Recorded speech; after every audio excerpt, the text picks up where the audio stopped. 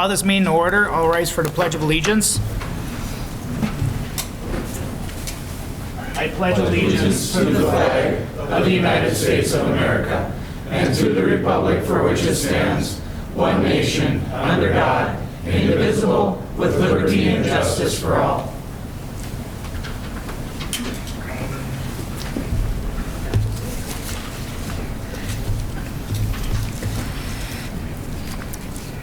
Any changes to the agenda? No, we're good there. Okay, motion to approve the agenda? I'll make a motion to approve the agenda. Can I get a second, please? Second. First and second, all in favor say aye. Aye. Opposed? Motion carried. Open forum. This is the time if anybody would like to just publicly speak. Feel free to step up to mic. Anybody would like to speak? You step up to the mic, I can't hear you. If you would like to publicly speak, you can come up to the podium if you'd like. Yeah.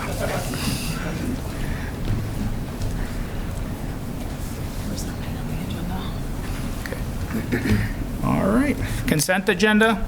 Approval of the minutes, approval of the bills and purchase orders, approval of investments, safety program contract, Office Assistant 2 step increase, donation resolutions, resolution number 2019-44, donation from Melrose Bedding LLC, resolution number 2019-45, donation from the Big Birch Lake Association Charities. First off, just want to say thank you to these organizations for helping out us here in Melrose. A couple gambling resolution, pay voucher for First Street Northeast and 4th Avenue Northeast improvements, pay voucher number 2, County Road 65 sidewalk improvement, pay voucher 1, 2019 chip seal project, and there's a toolcat on there. Can I get a motion to approve? Mr. Mayor, it appears that all of these are appropriate. I'll make a motion to approve. Okay, can I get a second? Second. All in favor say aye. Aye. Aye. Opposed? Motion carried.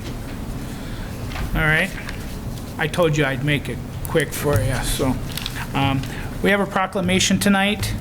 It's presenting to the American Legion on their 100th anniversary. I just want to first say, before I read the proclamation, I want to personally thank the American Legion for everything that you've done for our community.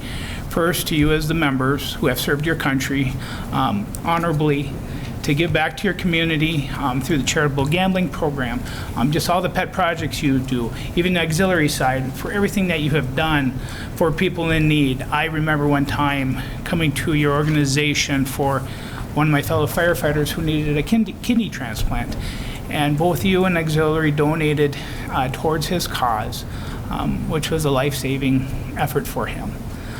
Just a lot of things that you do that people don't know in the community, and as you know, giving back to the community, it's pretty powerful. You guys lead by example, and I appreciate everything you've done for the community. Thank you for everything you've done for my father, him on American Legion, the kind words and visiting with him. I know my dad cherished being on American Legion. He loves it. He loves serving his country, and I want to personally thank each and every one of you for everything you do.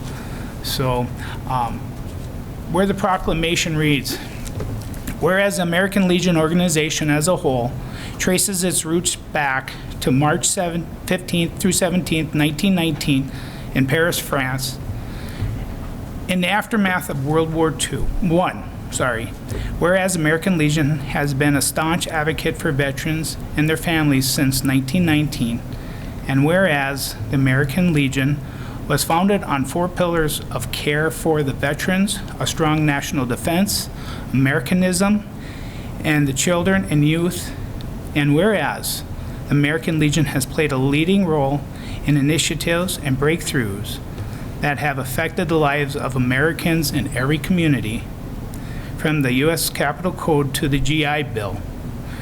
Whereas the Melrose American Legion Post number 101 has fulfilled the Legion's mission since its establishment on the first day of August in 1920. Whereas American Legion is celebrating its centennial in 2018-2019, now therefore, I, Joe Finken, Mayor of the City of Melrose, Minnesota, do hereby proclaim September 19th, 2019 as American Legion Centennial Day. In witness therefore whereof, I here do set my hand in a cause to be affixed to the official seal of the City of Melrose this day, 19th day of September 2019. So again, I just want to thank you for everything you've done for our community and everybody else. I appreciate everything you do. Thank you.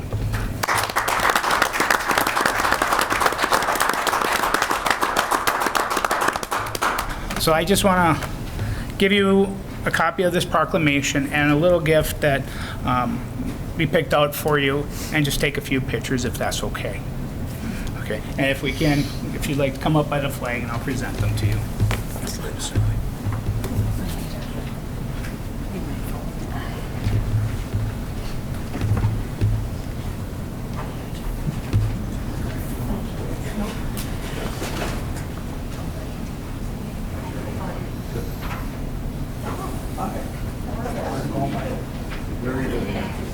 Everywhere you, all the way. Let's go by the flag.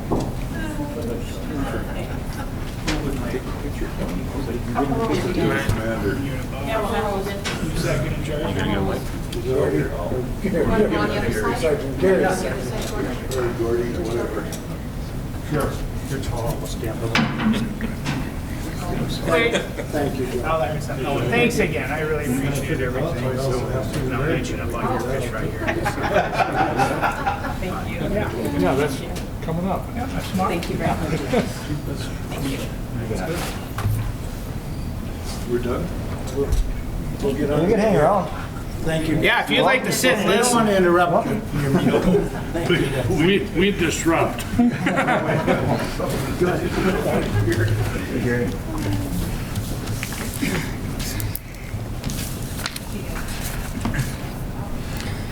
And also, just so people know that there's the annual fish fry, which will be the monthly fish fry is tomorrow on the 20th of September. Everybody is welcome to come out for the fish fry.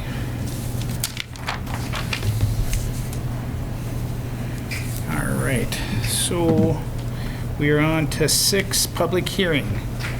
All right, it is 6:09, public hearing to abate nuisance to Melrose City Code, Section 93.21.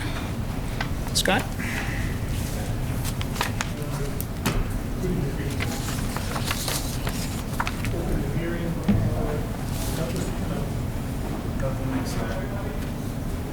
Back up a little bit here.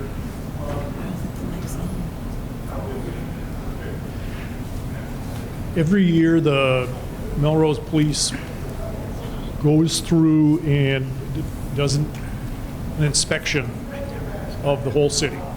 And it's an effort to kind of keep things clean, clean up where they see problems.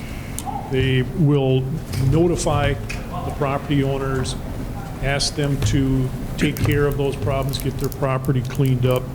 My understanding is that this year, the police department contacted just over 90 property owners, notified them that they had, nuisance conditions or other problem conditions on their property, and, advised them that they had to get those cleaned up. Of those 90, all but 9 were taken care of by mid-July. And at that point, the police department got in contact with me to start this process where we go to the council to direct and order the property owners to take care of their property, bring it into compliance. Of those 9, 8 of them have since taken care of and gotten their property cleaned up and taken care of. So we're, out of the original 90 plus, we've got 1 yet still outstanding that we're bringing before you tonight. This is the Don Crocker property located at 518 4th Street Southeast. And, this property was first inspected by Chief Mouse last May 8th. And he identified, a number of problems at the property, and we've got some photos that were taken last May that the chief is showing you.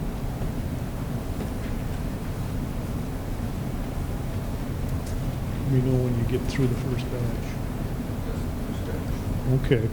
And at that time, then the chief met with Mr. Crocker. They walked through the property, and the chief pointed out the different violations and discussed what needed to be done.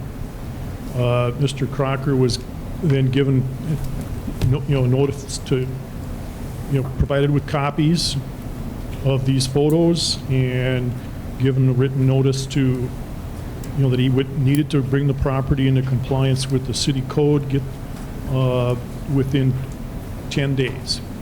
So the 18th, then another meeting between Chief Mouse and Mr. Crocker. We didn't have any problems, so there was a follow-up inspection on June 3rd. Again, more pictures were taken. We got the June pictures.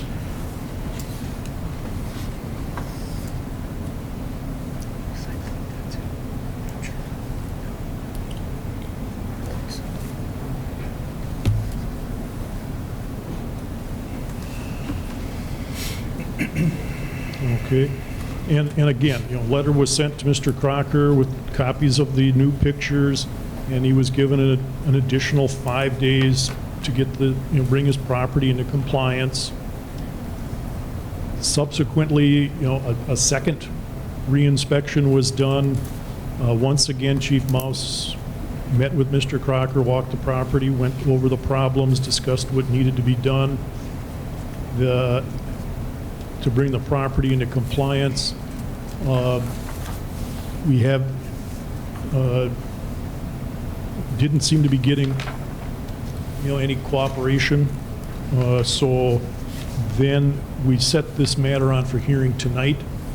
On the 29th of August, notice of the hearing was posted here at City Hall, and then we have to give written notice served on to the interested parties, which would be the property owner and their lender. The police department served both Mr. Crocker and the credit union as lender with this notice of hearing. Now, at my request, Chief Mouse went out this morning and took fresh pictures, and these are the pictures that you're going through now? Yep. Today. So we still have some problems out there.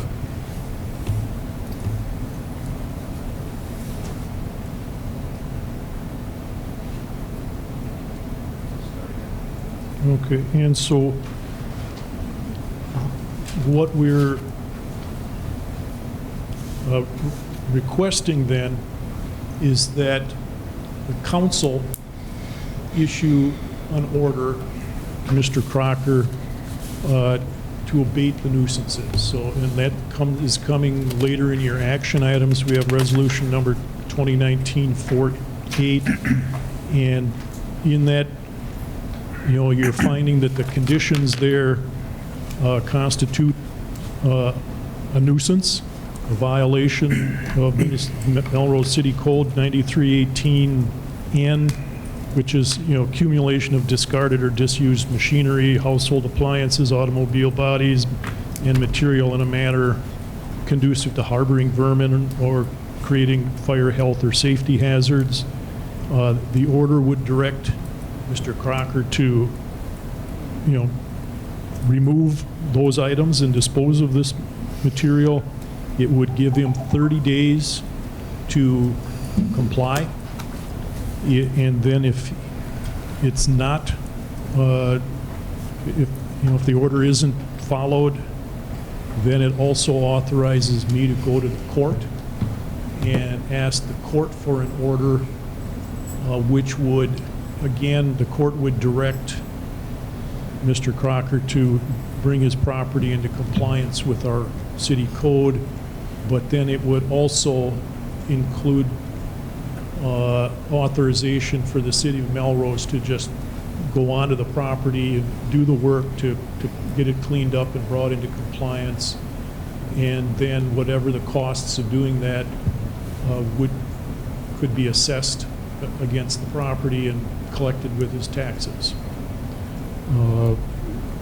So we've got the photographs giving you a rundown of the timelines on this. It's been going, it was first identified in May. Chief, do you have anything you want to add? No, I think pretty well covered. Like I said, we started early May with this one because of the weather. We had snow in late April, so would have maybe made last month with the shorter meeting we decided not to put it on there, but so we're in September here now, so we'll get into the fall and winter probably before this is completely cleared up.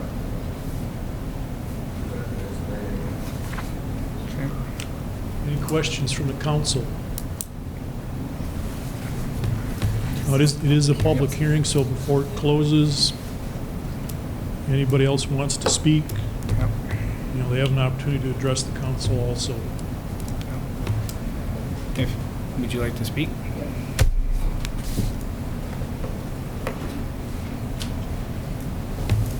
I've been working on it, and I'd like 60 days because of the harvest season. Can you say your name? Just state your My name is name. Don Crocker, and I'd like to be allowed 60 days because of the harvest is coming up now.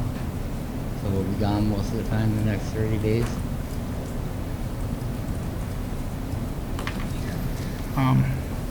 Can you just a little louder? Did you hear? You can't hear He's me? requesting 60 day, 60 days. 60 days. Hello? Yeah. How's that? Yeah, we got it. Okay.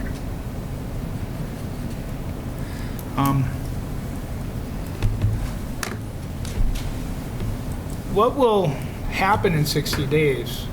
Well, it'll be done. The pickup you've seen on there is already loaded on the trailer, so that'd be going out tomorrow. And the other two cars that are in violation, they'll be gone within a day or two. And the Subaru, that'll sit there until I sell it, or November when I can buy a license. I'm not gonna buy a license for it and have it sit for 2 months and then go buy a license again. You know, I just ask because it's now we're 2 years in a row on this. 2 years, that's been going on since, they've been bothering me since 1976. Okay. I'm just asking because, May, they talked to you, June or August. And I received pictures, yeah. So, the question I think the council has is how will we know it'll be done? I mean, It'll be it's sort done. of like, It'll be we're done. going through we've been going through this Mr. long Mouse is over time. there today, and he's seen us working on it. He's seen the stuff being put away and put up another makeshift shed. So it'll be cleaned up. But once we get all this executed, how many days? We have 30 days for sure ready anyways, right? After, with you executing this, right, Scott?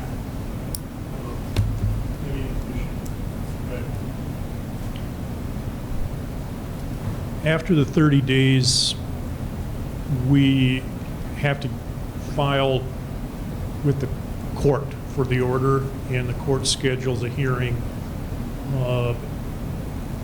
How long before we get on the court's calendar and get to a hearing, I don't know.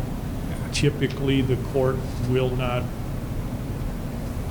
also grant some additional time as well. I mean, the only thing is that if If we push this out anymore, so basically by doing this tonight, you're pretty much probably getting your 60 days. Yeah, the only thing I would say, if you are confident that Mr. Crocker will use that 60 days and get it cleaned up in compliance with your order, then we wouldn't have to go to court, and you would, Yeah. save some court fees and attorney's fees by not having to take that step. So, that's a judgment call on the council. And I'm just, sorry if I'm asking too many questions, but this can be taken up to the day of court. right? This can be taken care of and it gets thrown out, right? So, in a sense, by doing this today, you probably have your 60 days. So, you know, as long as you get it done by the day the court hearing is, I don't see that being a problem. Because like you said, you're gonna have to file. It's 30 days and then another, so that'll probably be your 60 days. So by, you know, executing it tonight, it's giving you the time that you need probably. I would think. Does any of the council have their questions? I'd say we just... Makes logical. If I'm reading this correctly, Chief Mouse has been working on this project for approximately 4.5 months, correct? Since first part of May. Yep, that's when we started all of them. And I guess I feel that the clock should start ticking. And like you mentioned before, we can always dismiss the action. If something's scheduled for late October, early November. Yeah, you know, Chief Mouse monitors these, and before I file anything with the court, I confirm with him that, you know, yes, there's still a problem, or no, the problem's been, if it gets resolved before the 30 days, he'll notify me, and that's the end of it. We have, in the past, had instances where we filed and had a court hearing scheduled, and I have called the court and canceled the hearing the morning of the hearing because folks got it cleaned up and wanted to avoid the court hearing, and Chief Mouse confirmed that, yeah, it's taken care of, we don't need a hearing. It's not my intention to question Mr. Crocker's integrity, but like I said, I believe it's been 4.5 months now that some progress has been made, but it appears as though it's been limited progress. We start the action now. That will probably give him that 60 days, and if it is abated, at that time we can dismiss the legal action and everybody moves on. Okay. Anybody else like to speak? Okay. And we will be taking action on this here shortly. So it is 6:24. We'll close the meeting now. Okay. All right. All right, our second public hearing, it is 6:25. Public hearing on the progress of the Small Cities Grant Fund Community Development Block Grant funding and the Fair Housing Act. Would you like to speak? All right. Good evening, Council and Mayor. My name is Ed Zimney. I work with Central Minnesota Housing Partnership. The city had hired us to write this Small Cities Development Grant and then to administer it once it was awarded. A portion or a requirement of the grant is to just kind of review the Fair Housing Act, give the opportunity to the public to make any comments on that. We provide things like posters and brochures throughout the grant cycle to kind of keep that fair housing awareness in the community. Basically, you know, you can't refuse to rent or sell because of religion, sex, national origin, race, color, any of those types of things. And it's just part of the requirement for the grant. I just wanted to bring that up to your attention. And then also the update for the grant thus far. The homeowner goal was 8 projects. So far we've got 1 that's been completed. I've got 2 more that have signed contracts, and contractors have requested the notice to proceed, so they most likely will be under construction within the next few weeks, I hope, or at least maybe the next few days. The weather has really, I think, put a damper on a lot of these outdoor construction projects. So, when I provided this information, I didn't have any new applications at that time, but I did actually get a phone call today from a homeowner that requested an application, so that's a good sign there.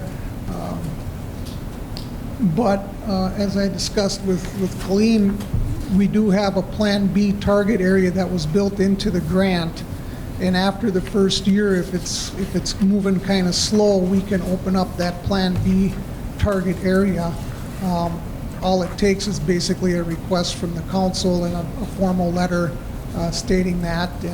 And certainly, I think it would be a good time if we could get that opened up. We could do some marketing in the Plan B area, maybe generate a few applications before it gets too cold. We can get out and do some inspections and process those applications, get some contracts signed on that end. Just a brief number, go through the numbers here. The original grant for owner-occupied was $156,000. We've allocated $43,981. There's been an additional $17,090 of non-grant funds used on those projects. There's also the commercial component. We've got a goal of 4 commercial properties. We've completed one of the commercial projects. So those original grant dollars were $120,000. Grant funds allocated was $39,880. And then there was an additional $24,750 of non-grant funds used on that commercial project. So at this time, I had one other commercial property owner that was interested. They decided to back out because they were contemplating selling the building. And then I have one other owner or commercial owner that's interested. They kind of let things slide a little bit for a while. They were undecisive, but they actually reached out to me this week as well and said they would like to pick up and start moving forward again. So I'll be working with them hopefully next week, and we can see if we can get another commercial project underway. So, but that's kind of it for the update on where we're at, and I'd certainly be willing to answer any questions that I can. Yes. Ed, can you just explain, for the sake of the council as well as for the audience, what the Small Cities Grant is used for? What type of improvements can homeowners and commercial residents make with the money? Sure. The small cities, for the owner-occupied portion, that is any kind of exterior improvements to the building, roofing, siding, windows, anything that would be structurally deficient, we can do. Also, accessibility improvements. We've done a couple ramps in other communities. Interior work, we can look at furnace and water heater replacements, adding insulation, any type of energy efficiency type improvement. On the commercial end, you can do this kind of some of the same things, the exterior improvements. Accessibility is always kind of a good thing to do with these funds. It's kind of one of the things that they'd like to see get done, but they won't force you to do it. But it certainly is a nice way to utilize those dollars. Accessible bathrooms. And then, of course, anything interior that's like a structural deficiency. The only thing you can't do with the commercial funds are things that are specific to the building. Like if it's a restaurant, you can't do a griddle or a freezer or refrigerator or anything like that. Appliances wouldn't be anything that could be addressed. But it's a good program. There's an owner match requirement on the commercial end that is part of that funding to get the funding. And that's where you see where some of that additional funding was generated for this other commercial project that was completed. Those were the owner match dollars. So it's, the owner is coming up with some, but it's basically you're making a really nice improvement to your downtown area when we can address commercial properties. So. Is there a target area that you can say what part of town we're working in right now? Sure. Actually, I don't know if you've got the ability. I've got a couple of maps here if they could be scanned or shown on the screen at all. So whose computer is showing up there? Okay. Is your computer on the screen right now? Okay. I can get it on the screen. I can get something on the screen Okay. with my computer. Yeah. I can go to our GIS and show it, I think. Otherwise, for the commercial, I could give a kind of a general description. Basically, we're looking at both sides of Main Street from, let's see, 3rd Avenue, between 3rd Avenue and just past 5th Avenue. And any of the properties abutting Main Street from either side. And then the owner-occupied target area, the current area that we have open would be east of 2nd Avenue South up to 5th Avenue. And that would be between 4th Street and East 1st and a half Street. Yeah, if I can get this map to get bigger, I can Okay. show you.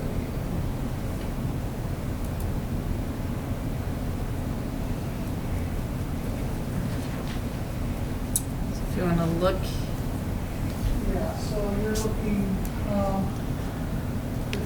so the commercial would be this area here, yep, and then the Residential's down residential, here. the target area is this area here down to 4th Street. And then the proposed plan B would be this area on the opposite side of 2nd Avenue, down to 4th Street. And if you like, I can certainly, leave these copies of the maps here because you might look at it afterwards.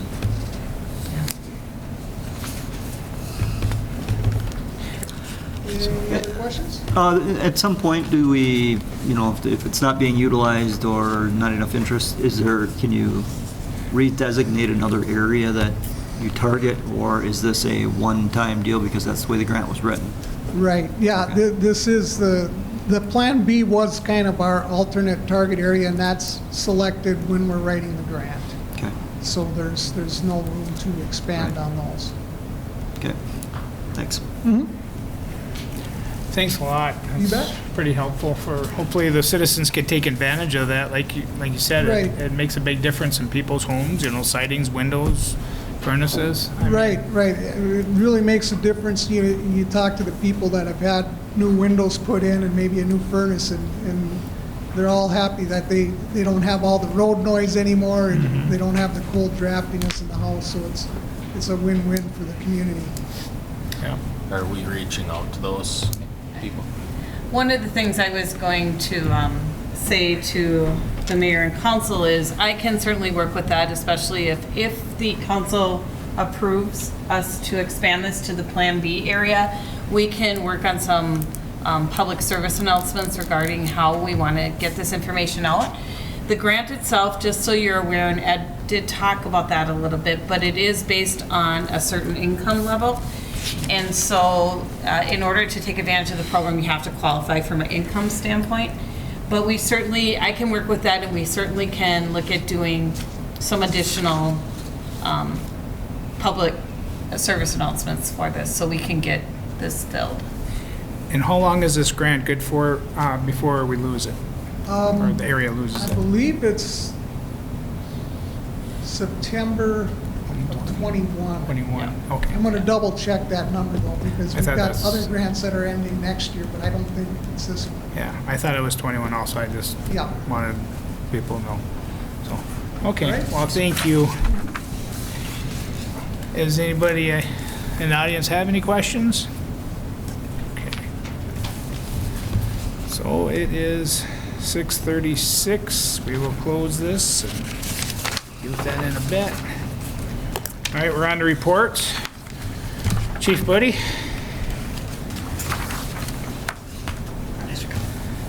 Mr. Mayor, Council, that time of year to come out and discuss our annual retirement package that will be, you guys will be voting on later in the meeting. We are proposing, right now, we're currently at $2,200 per year. And we are proposing to go to a $100 increase. Going up to $2,300 puts us at 109% funded.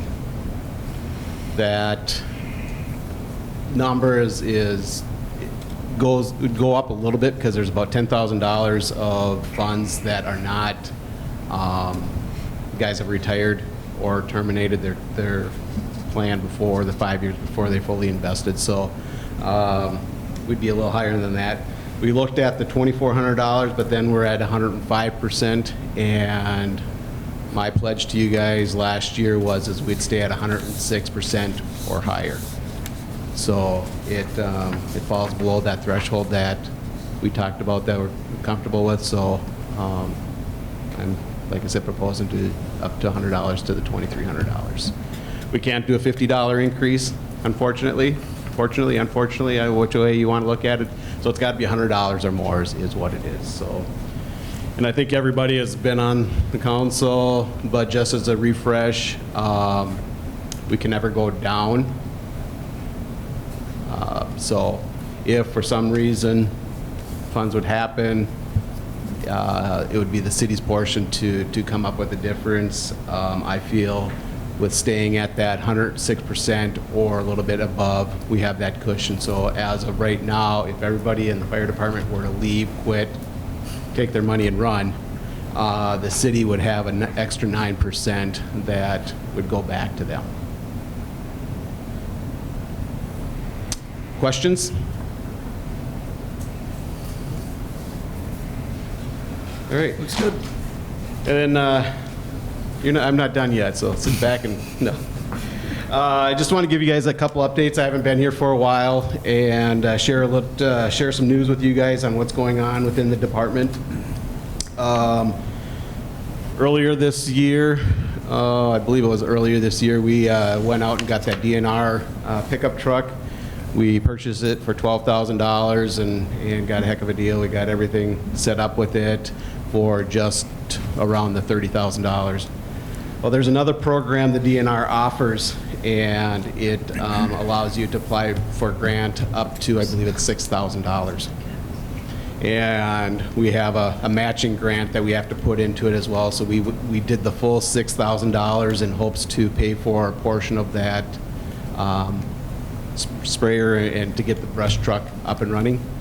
I got notified last week that we'll get $3,250 from them. So basically that will pay for the pressure washer, the tank, the back portion of what's in that pickup truck. So the DNR was very generous to us this year, and we appreciate all that they've done. So just know that we should be receiving that check here in the next week. Questions on that one at all? The better news of all of this lately has been every year we apply for the FEMA grant. And what that is a federal grant that they put out that we apply for, fire departments throughout the United States can apply for. And it's a 10% matching grant.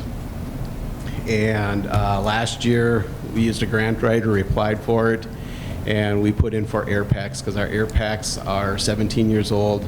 I should say the bottles are 17 years old.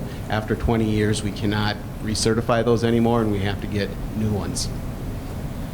I just got the call on Wednesday that we received that grant in the tune of $115,733. That's less our 10% that we have to put up towards these packs. So I believe when I submitted the grant, it was somewhere around a little over $130,000. You take the 10% off on it that we owe, and that's what we'll get. So within 30 days, we have to go into this new system and accept the grant, and then we have a year from the award date to get these things purchased and turned over to turn the receipt in for reimbursement. So I think it's very positive results, and like I said, we applied for the grants probably every year. I think last year we did not, but every other year we apply for those, and we've been lucky enough to get our turnout gears and our air packs purchased from this type of a grant. So it's nice. And then to roll into the 2019, we're using the same grant writer again next year to do grants, our 2019 grant. And I propose to do 2 grants this year. or submit for 2 grants, and you can do it. It's 2 separate ones. One is for equipment, and then the other is for trucks. And I'd like to submit, or I will be submitting a grant for equipment. And our turnout gear is good for 10 years. We're getting to the end of that life cycle, unfortunately. So that turnout gear is about $2,000, $2,100 a piece to outfit a guy. So when you figure 30, it's a little over $60,000. So hopefully we get some money to pay for that, and we'll keep applying for that until we get it. The other one is the ladder truck. We're going to submit a grant to replace our ladder truck, and they go under the same thing as if you get the grant, you pay 10% of that, and they'll fund the rest of it. New ladder truck, about what we have. I don't want to go anything fancier than what we have, but similar to what we have, is roughly around $1 million to purchase brand new. We pay 10% of that, $100,000. It is on the schedule to be replaced in 2025, I believe is what it is. So I thought $1,200 for the grant writer to do this service for us. And once and if we get the grant, we can subtract that within the grant. The grant will pay for the grant writer's fees on there. So heard from a couple grant writers that we have a very high probability of getting it because the ladder truck that we have is 30 years old. Anything over 20 years, they start to want to get replaced and get into the new one. So 30 years old, and the fact that it's a kind of a regional piece of equipment. We have, for those of you that don't know, we've taken that ladder to halfway between here and Alexandria at Sock Center's territory, and did a grain bin fire. Dryer was on fire. We used it over there. We've been down to Paynesville with it on a grain fire.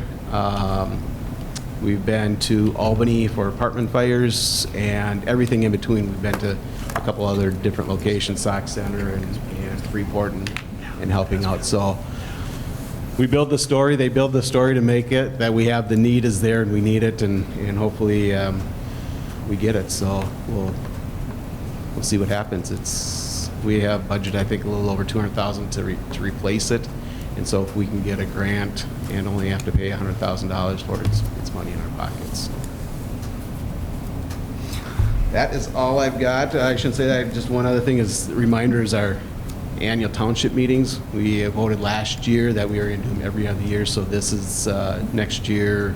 2020 is our off year, so I'll write a summary to the townships with the budgets, and we won't have to meet with them, and then I will meet with them individually and just recap the year if they want me to, and then 2021 we'll have our other meeting. Real quick question on the whole grant writing and receiving grants, and I can't see it in the budget book, but if, let's say you get the $100,000 grant for the turnout gear, I'm assuming we are budgeting ourselves for the turnout gear. That is internally. correct. Yep. So now, if we get the grant, does that, because every year we allocate, whatever it's $80,000 or $85,000 toward the fire department, does that go against, so that's amortized over, whatever it is, 20 years? Did you say the life on that was? On the turnout gear? Yeah. Or the turnout gear is 10 years. Okay. And the air packs are 20 years. Air packs are 20 years. Assuming we depreciate those out over 10 years or 20 years. Yeah, so how do we handle that when we do get a giant grant like that, or for the pumper truck, or the ladder truck if we happen to get that, and we don't need that money? Does that come back to, do you come work with Colleen and say, hey, we're going to have an extra $100,000 we don't need to spend? That's kind of, if we get a grant for a road project, Yep. then we kind of go, well, where else do we need that money? Do we need it for the bridge or something? So every year we do budgeting. We have a truck fund, and then we have equipment fund that we just continue to put the funds in there because things are going to go down, break down, and we may not have the grant or the resources. So at least we have a backup to be able to put it in there.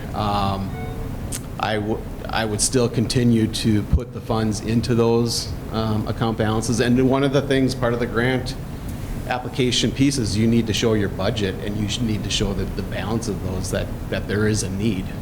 And clearly, it shows it, but we're going to continue to put the funds in there in the event that we'll take the 10% out for the air packs from that, and that'll draw the balance down a little bit, and so we'll have to rebuild it back up. But we'll continue to budget for it and keep it in there.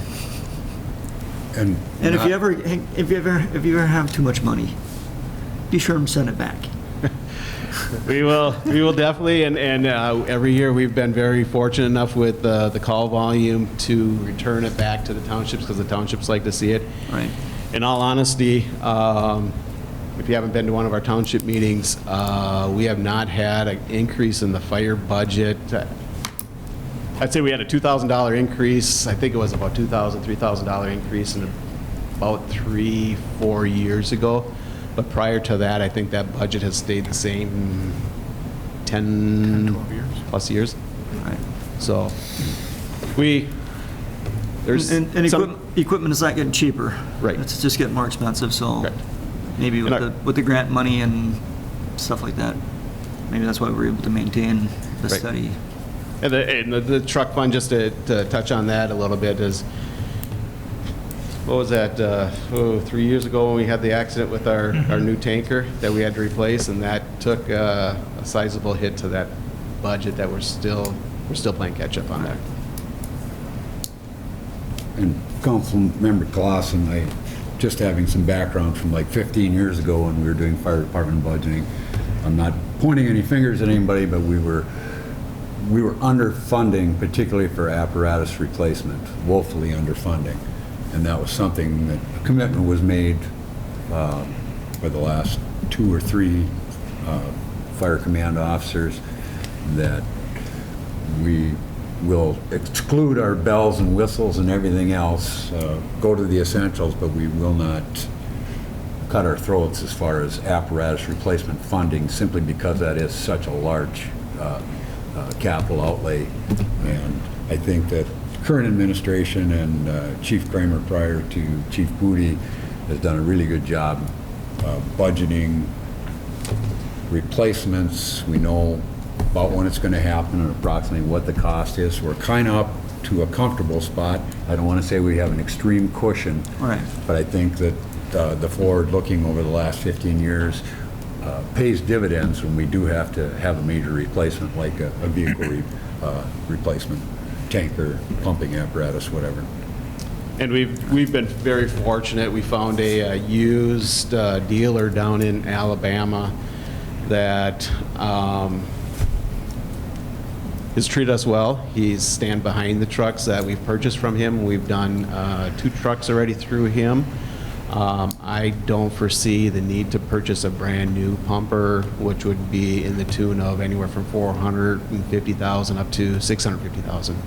We were able to buy some decent used ones that are maybe 3, 4, 5 years old, and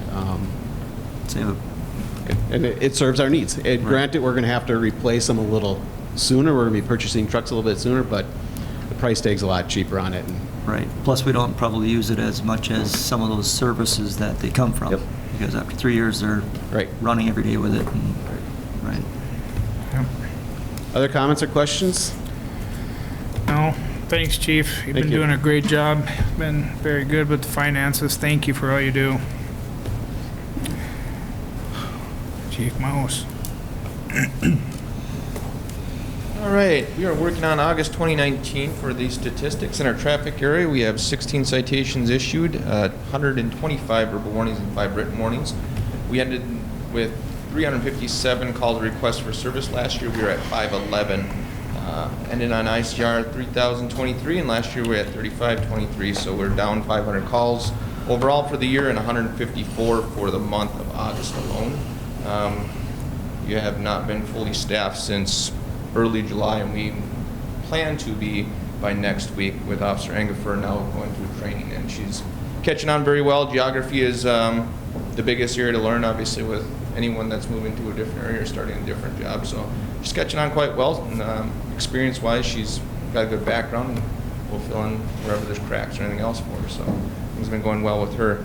19 agency assists this last month, lower than normal, thankfully, which is good. School's been going really well. One school bus arm violation, so if you see a big yellow vehicle with flashing lights, that means stop. It's hard to understand that that's a concept people can't grasp quite yet, but that's an area of flag violations.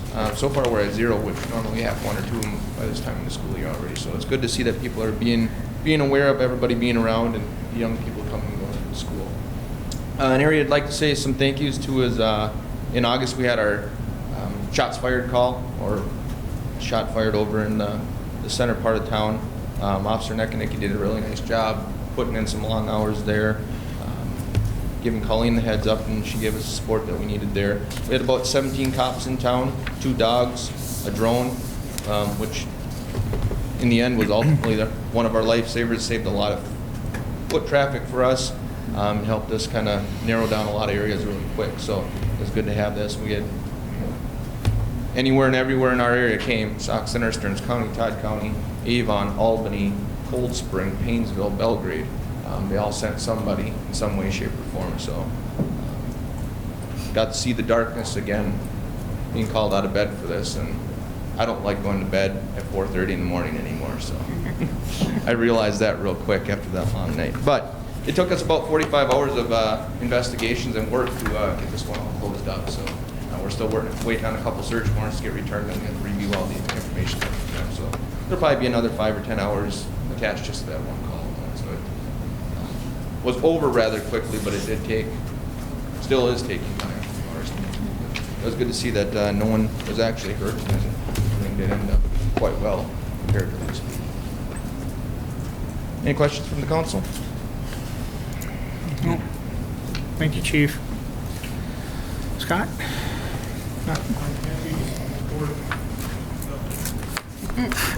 That's all right. Thank you. City Administrator report. We have been in receipt of the EAW for St. Mary's, the demolition of the existing church. As the regulating authority, it is our responsibility to notify and have on hand the EAW itself. So there's a public hearing notice process that we have to go through, and there's a distribution list of folks that are actually given a copy of that EAW.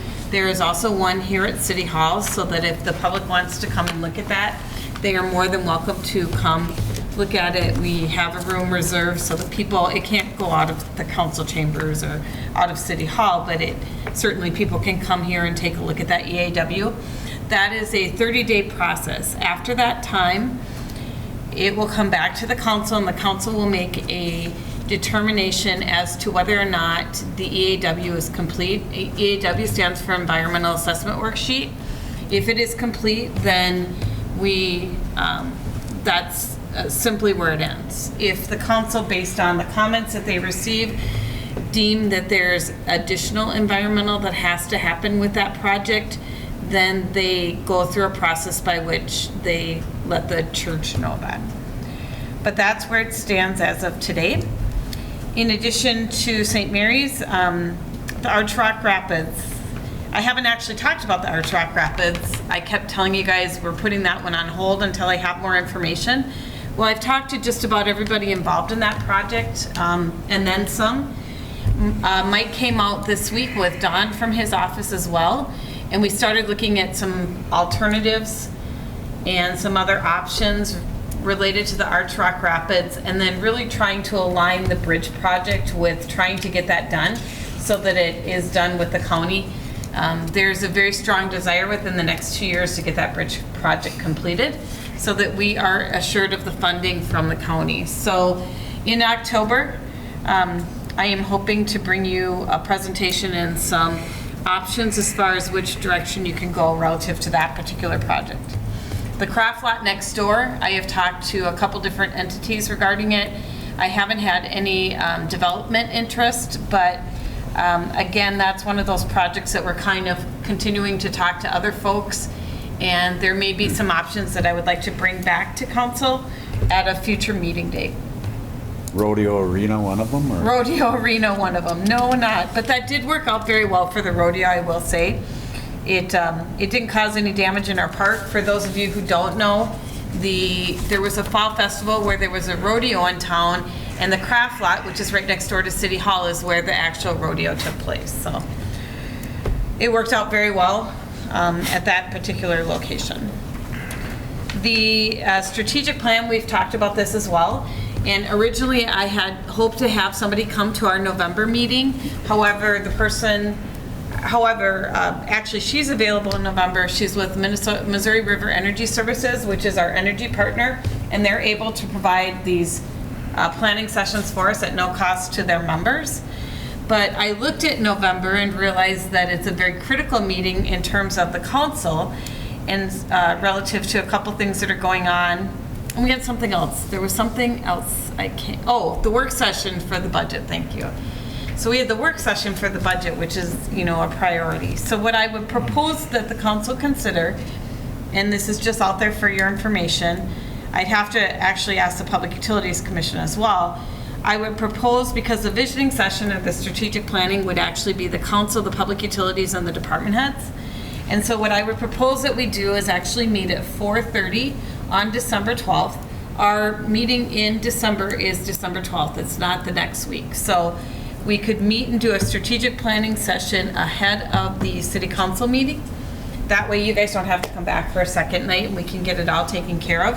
I'm also going to propose, hopefully, that the Utilities Commission meets that day as well, so that they can get their meeting. They're going to be here a while, but their meeting, the strategic plan, and then the council meeting, all on the 12th. So, Mr. Mayor, at the end of at the end of my report, or sometime during this agenda, I would like some guidance from the council as to what they would like to do with that. If you guys don't want to make that decision now, I would need it by the October meeting.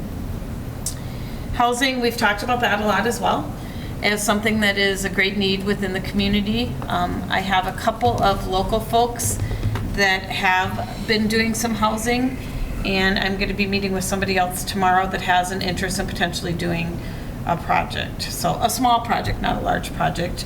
I still think we have a great need for workforce housing, which is a larger project, and I hear that from our industry in particular. They'd like to be able to have housing here for their employees. So that's where I'm at with that one as well. I think that's really all I have, unless the council has any questions for me. I think December 12th was good for me. We know it's going to be a long one, so. We'll bring you guys food. All right, lovely deal. Perfect. Yeah, that's good. Good. All right. Is there any questions from you guys here? Okay. All right. Then we are on to action items.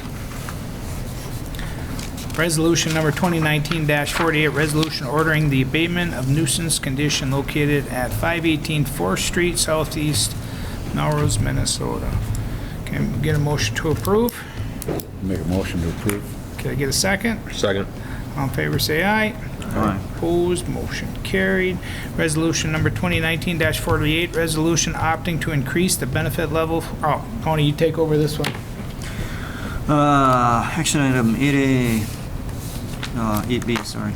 Resolution opting to increase the benefit level for firefighters who are vested in the statewide volunteer firefighters retirement plan. Are there any questions, any discussion? No? Well, I think it looks like you're being very responsible with the plan and the benefit level and stuff, so motion to approve. I'll make a motion. I'll second. All in favor? Aye. Opposed? Motion carried. Abstain. Motion carried. All right. Election judge salary. Did we have any questions? Tessa? Good evening. Last year during the 2018 election period, the election judges came and requested an increase in their wages. At the time, we had already set and approved the final budget for them, so we told them that if they were to request it, to come back for the 2020 year. They are currently paid $10 an hour for the election judges and $11 an hour for the head judges. They are requesting to increase that up to $15 an hour, which would match the judge pay for Stearns County as well as Grove Township. How long was the rate at $10? How many years, do you remember? A lot of years? It was a number of years. Thinking at least 10. Does that sound right, Patty? 2010. 2010? Okay. So, 10 years back. I don't think it's a huge increase in cost, right? It's, No, we are looking at an increase in hours in 2020 due to the primaries, and there's some additional training that will be required with the new polling machines. But overall, it will be a $5. is it hard to find judges? That's the next question. Or do we have a... It's a long Boy, I way. know I've been looking at the same ones ever since I started walking in. The ones that are here are dedicated. Yeah, I agree. I don't think it's that big an increase there. No, not at all for what they do. Okay, any questions or? I believe the increase is appropriate, and if we have to, we can budget for future elections, an increase as far as the city's costs and expenses for elections in the future. Yes. And is the township going to be doing it here again? No. Township does mail ballots. Mail ballots, really? Wow, okay. So typically, the head judges are paid $1 an hour more. So, to just clarify, their original request is 15, so then that would be $1 higher for them. Yeah. I'm good with it. Okay. All right. Can I get a motion to approve? I'll make that motion. Can I get a second? Second. All in favor, say aye. Aye. Opposed? Motion carried. Stearns County intra-county mutual aid agreement. Mr. Mayor and members of the council, what this is related to is Homeland Security would like to see some uniformity within the whole United States, really, related to some things with mutual aid agreements. So the county emergency manager, Aaron, had sent out something for us to basically follow and work through. So what we currently have is mutual aid agreements in place mostly for equipment. So if something goes bad, wrong, or whatever else, we can get front-end loaders from here, there, private side, and as well as our public equipment and whatever else. This is very similar with our fire, ambulance services, and police services. What this is designed for the most part, is that the operations side is pretty well covered on that, but what about the internal situation here where, being the emergency manager for the city, I may not have all the knowledge needed or the questions to ask or answer. We can bring in then outside emergency managers and people to kind of help us through a project. And what it mostly boils down to is just having that ease and ability for folks to work together. In the long run, there's probably some way, shape, or form that if we did have Sauk Center's emergency manager come over and help and assist, they would probably get reimbursed as opposed to doing it out of the goodness of our hearts in those sorts of situations. So basically what this is just more or less putting together that people is as much important as the equipment, and just getting that flat out there so they can all follow the right guidelines and in the end most likely be reimbursable under FEMA and those sorts of things. Gets everybody on the same page. Pretty much. Clears up expectations, so everybody pretty much is aware if there is some sort of a major incident, how things are going to function afterwards when the dust settles. Right. Scott, have you reviewed this at all? Or, and this isn't something that needs to be passed tonight, maybe we could table it and have Scott review it if, the only reason. I don't remember seeing an end date to it. It was sent out originally just after the last month's council meeting. Okay. I would assume that they would, Didn't we do this last year? that was related to just mutual aid agreements in general, getting those updated because they hadn't been updated for several years and some minor language changes. Yeah, part of the reason, I did read through it quickly, but for example, Article 12, records availability and access to the extent required by Minnesota statute section, whatever. The parties agree that any party, the state auditor, the legislative auditor, or any of their duly authorized representatives at any time during normal business hours, and as often and as they may reasonably deem necessary shall have access to, and the right to examine, audit, excerpt, and transcribe any books, documents, papers, records, etc., which are pertinent to the accounting practices and procedures of the other parties and involve transactions related to this agreement. So anyway, it kind of looks like it just completely blows open the doors to any other agency walking in and looking at all records for, I don't know, I don't know the legal, how it all fits together, if it's relevant to a certain incident, if it's, at any time, they can just walk in and look, I don't know. So I would feel a lot better having the city attorney just glance at it, say, yeah, nothing to worry about, go ahead and do it, so. I don't know if Yeah, that. I'm open to that as well. And I Okay. know Miss Tufty, she's a bright young woman, but this is legal speak stuff here. So this has come through some sort of an attorney's office, whether or not it's the state attorney general's office or somebody through Stearns County Attorney's office, but Yeah, the League of Minnesota Cities reviewed it prior to sending out to the rest of us. Yeah.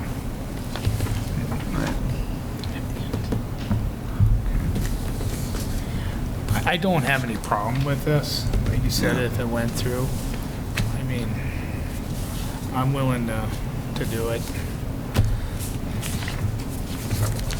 I think it just make me feel better having, a legal set of eyes on correctly from our perspective. Just take a quick glance at it. It's only, 10 pages long or 12 pages long? I'm sure. hour or two to review it, Scott, and just see if Well- anything jumps out at you. How many pages is it? 12 pages. If I give it to him now, is it covered under the meeting? I think it is. So by the end of the meeting,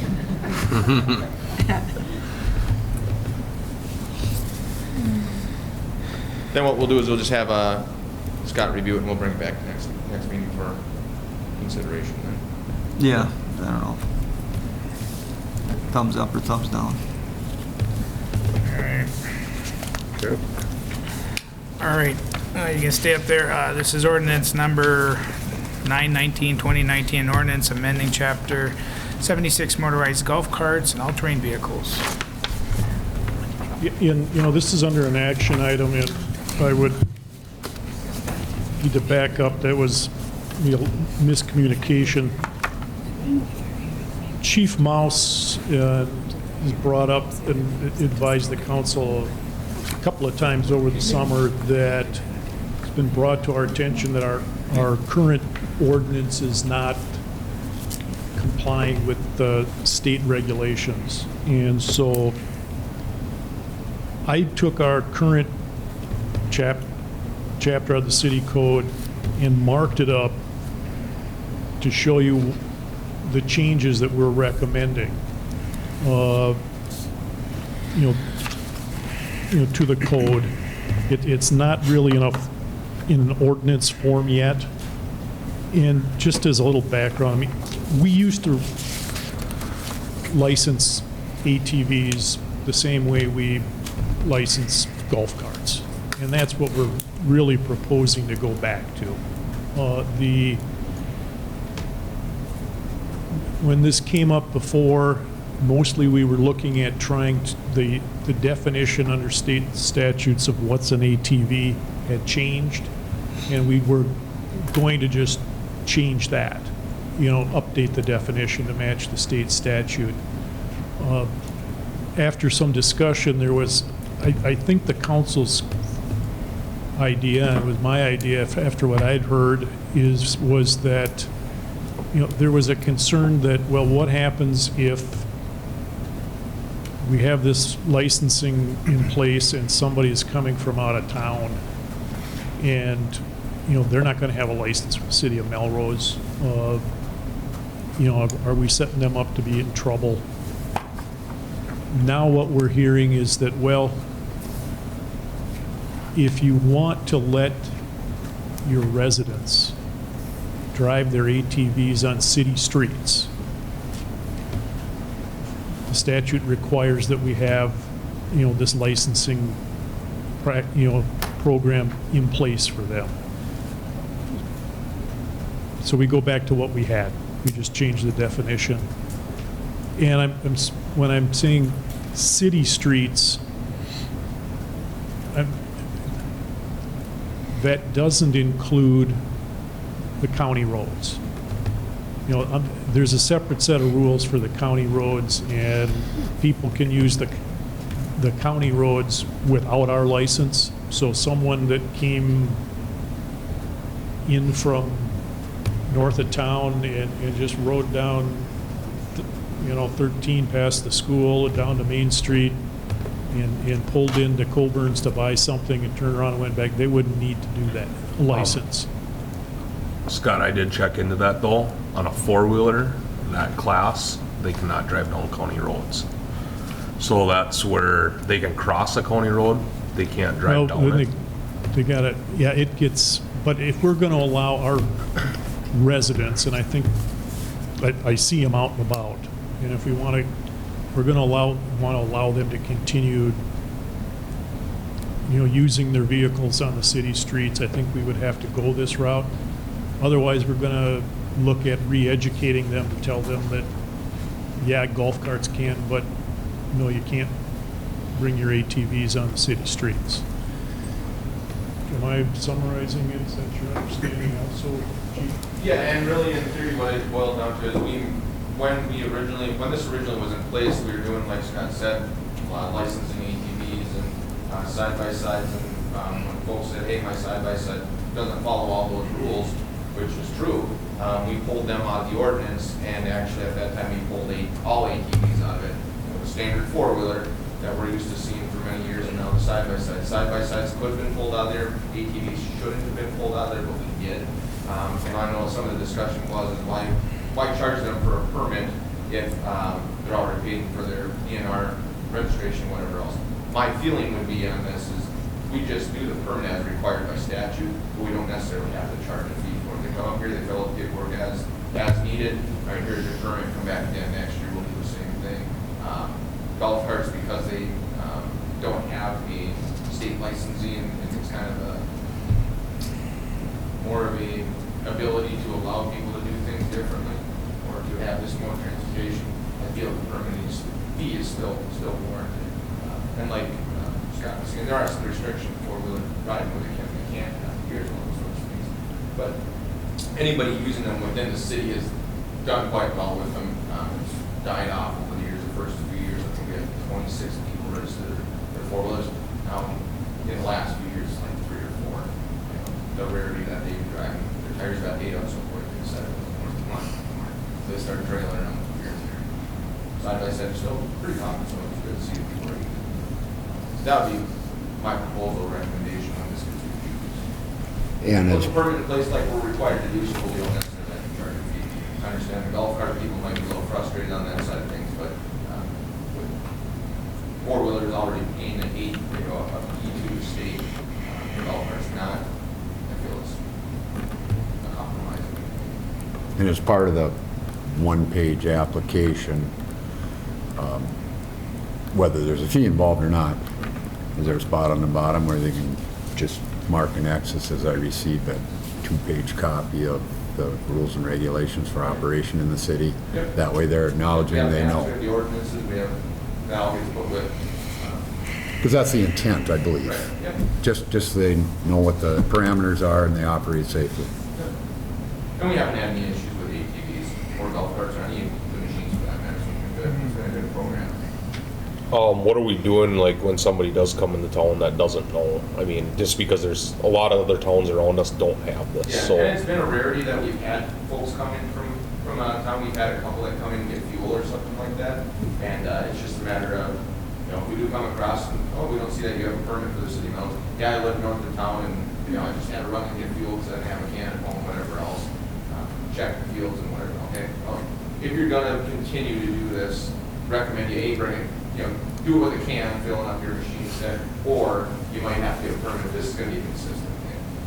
Nobody's got tickets for making that run into town for this, that, or another, because it hasn't been a consistent or an issue, so.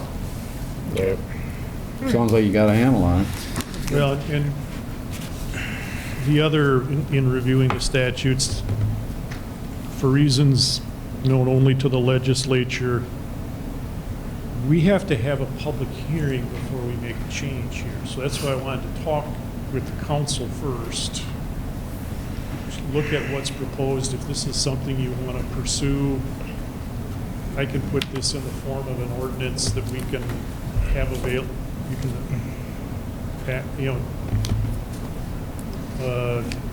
look at next, at the next meeting, but then we'll have to put a notice of hearing, and anybody that wants to come in and tell you what they think.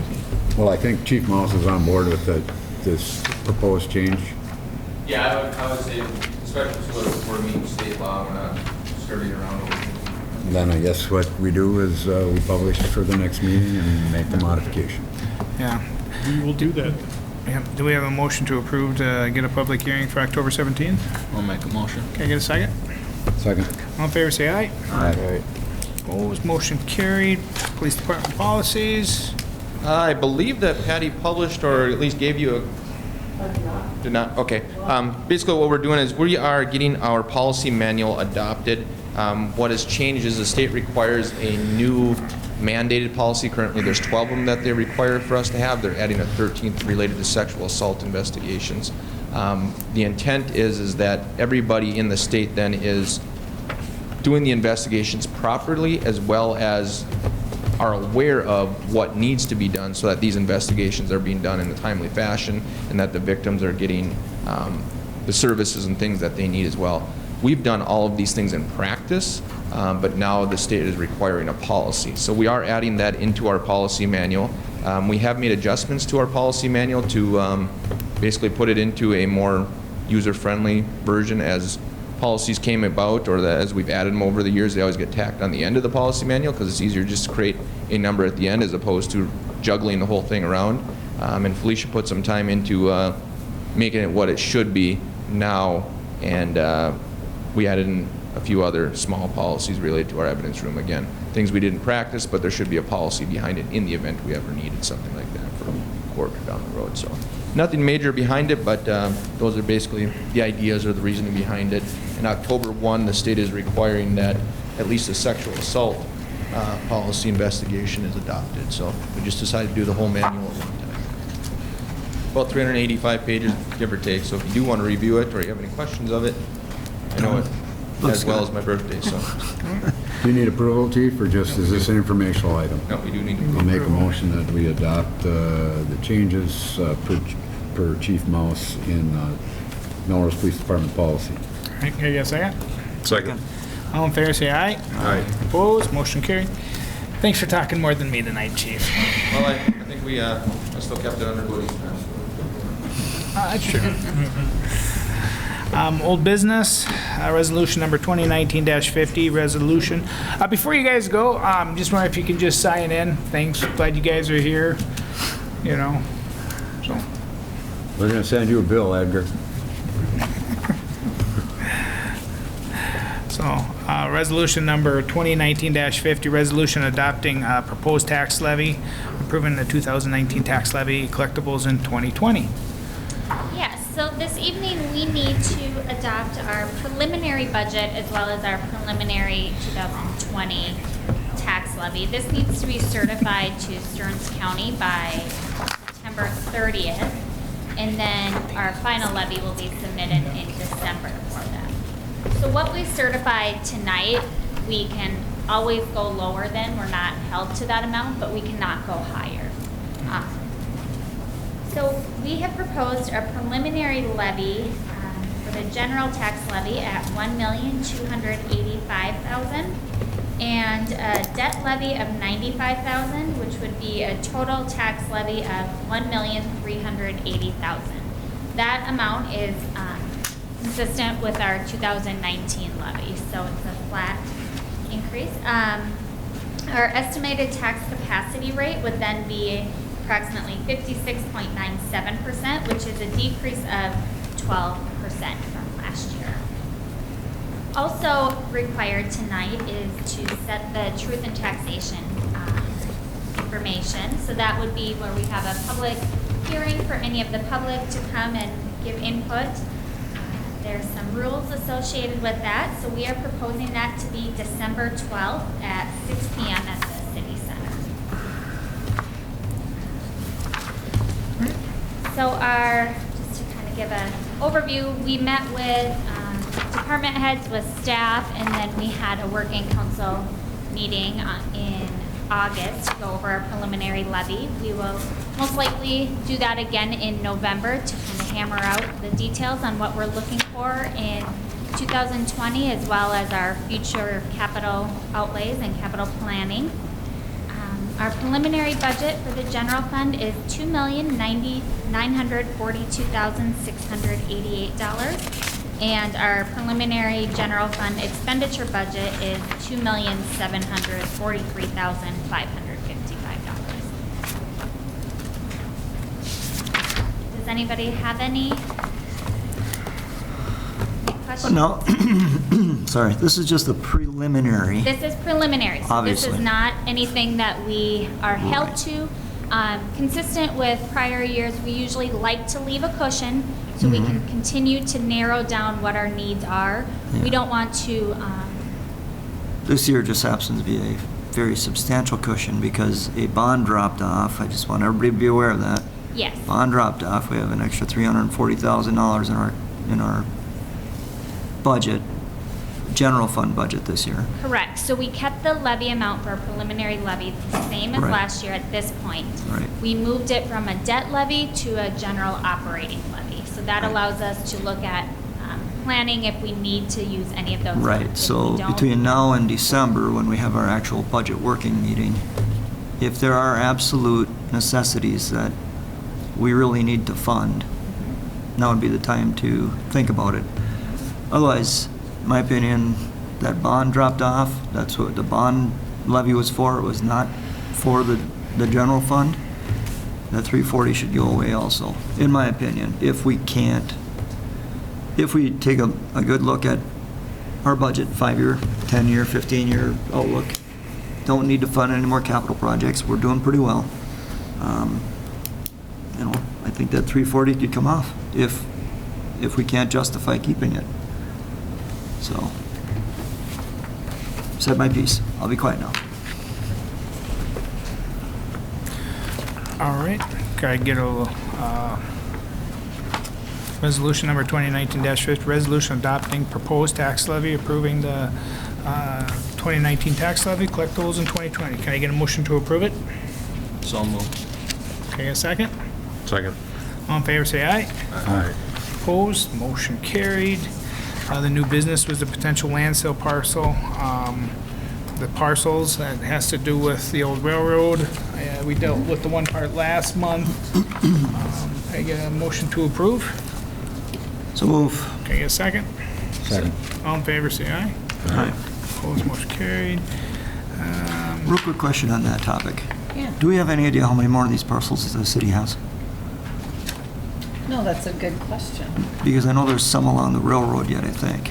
But anyway, I had this brainstorm thinking, we always have this Arbor Day. And if people are looking for places to plant the tree, because there's a lot of people that want to plant trees, those outlots would be a great place to say, hey, we got this lot out there, go plant a tree out there. So, Just two cents. if you're curious, there is, and I've got a copy of it, the Melrose Burlington plat, and then essentially,